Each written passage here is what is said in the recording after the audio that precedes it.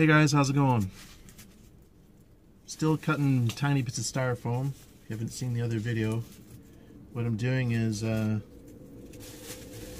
working on filling this bag with little tiny cubes of styrofoam. And what I'm going to do is I'm going to put them in the wheel wells so that I can make use of all this extra polyiso that I have lying around. So I have bits like this. I don't want to throw it in the garbage. Cut it up in little bits and stick it in the wheel wells for insulation. So this video is going to be about my thoughts on buying a van that's already done, like a Class B, where you don't really have to do much to it, or buying a cargo van and converting it. I think that most people kind of underestimate the amount of time that it requires to convert a van. I mean, it takes hundreds of hours. At least it does for me. This is my 4th van, and on average it takes about 500 hours, maybe more, maybe less, I don't know. If you have a smaller van, it's not going to take as much time. My Connect didn't take that long, comparatively speaking, because smaller van means there's less stuff to do. But there's pros and cons to everything, as I always say. And the pro of doing it yourself is that you can have everything exactly the way you want it, and you know that it's been done well.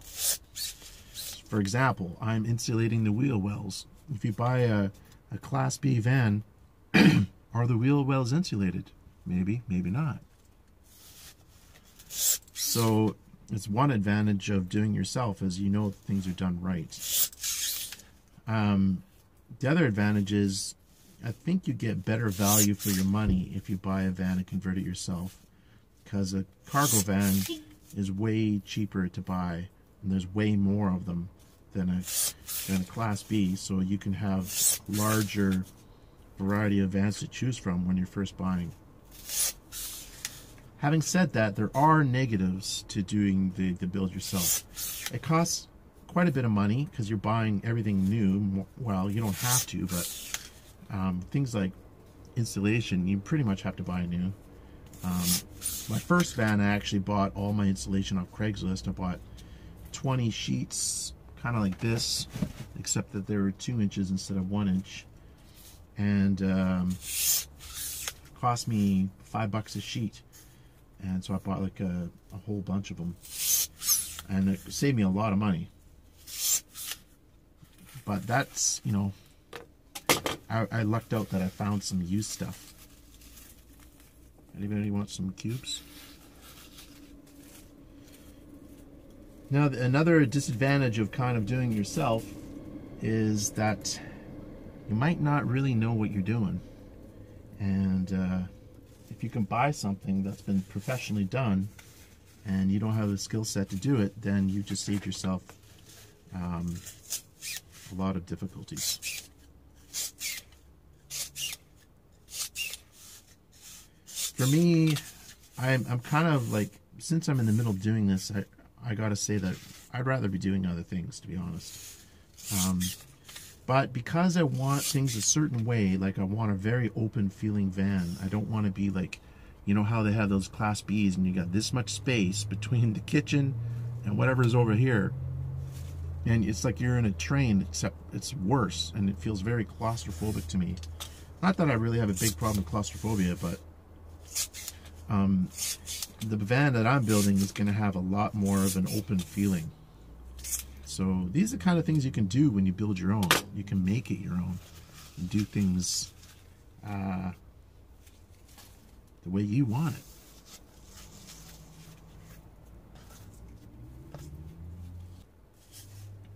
So the other thing with building your own van is you might have to buy a bunch of tools that you rarely use.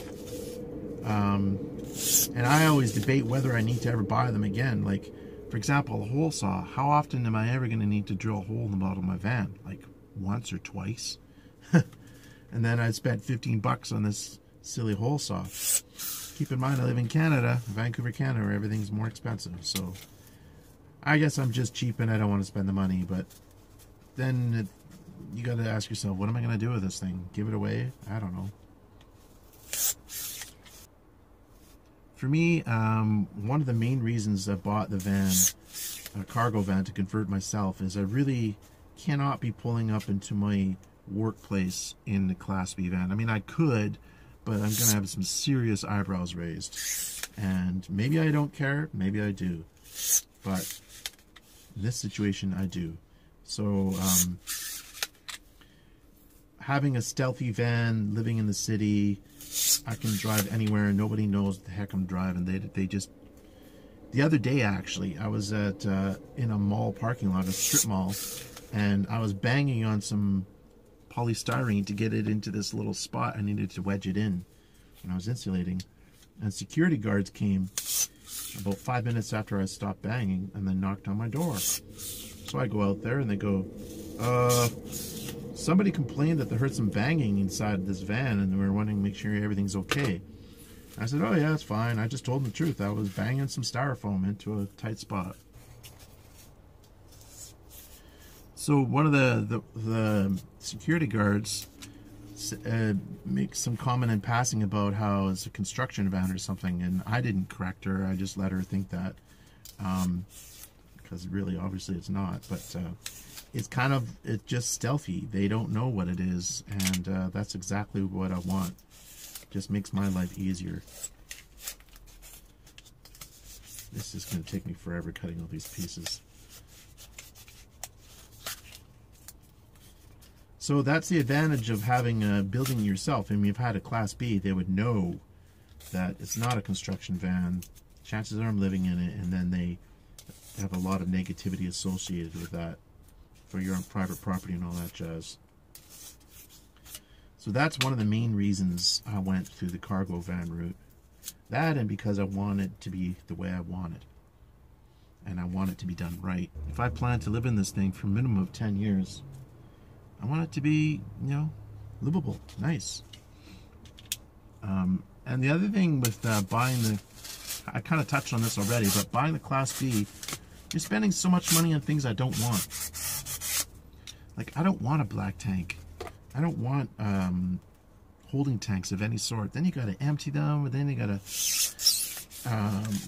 deal with like cleaning out black tanks. No way, man. I ain't dealing with all that. I'd just rather go and use a public washroom. Problem solved. Anyways, guys, those are some of the pros and cons of buying a cargo van and converting yourself versus buying a Class B that's already done. I just want to emphasize the fact that if you think building a cargo van into a livable van that's really nice is going to happen in a month or two, no. It takes a long time. It's a serious investment. And if you're working like me full-time, it's going to take, honestly, I don't expect to be fully done until spring. And right now it's October. So that's the way she goes.